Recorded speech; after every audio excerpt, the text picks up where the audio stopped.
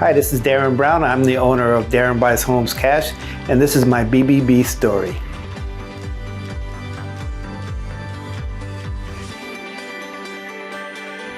I started out as a real estate agent and broker. In the year 2000 is when I got my license. And by the time 2006, 7, and 8 hit, that was the financial crisis, and there were so many foreclosures and short sales that were going on. I was working that foreclosure short sale market as an agent, and people just didn't have an option for what they can do with their home. And what my business does is it gives them a lot of different options where they don't have to short sale, they don't have to foreclose on their home, and it allows them to move on quicker than they would normally.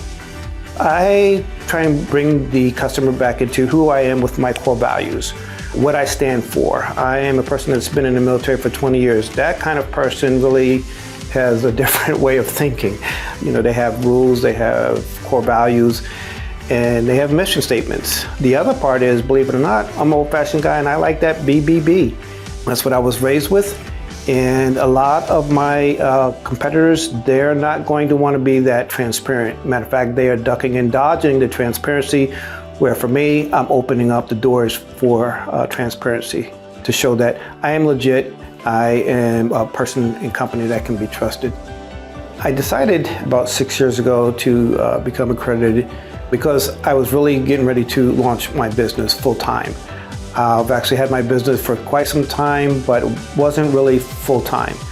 And so as I built my company up, one of the things that was important to me was to be accredited with the BBB. It goes back to my childhood, to tell you the truth. We grew up in the 60s and 70s, and back in those days, you didn't have the internet, you didn't have all these different sources where you can validate the credibility of a company. And my mom used to always tell me, if you're going to buy something, make sure that that company is with the BBB.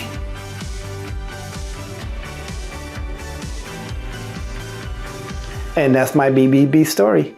I love that. I'm going to put that at the end.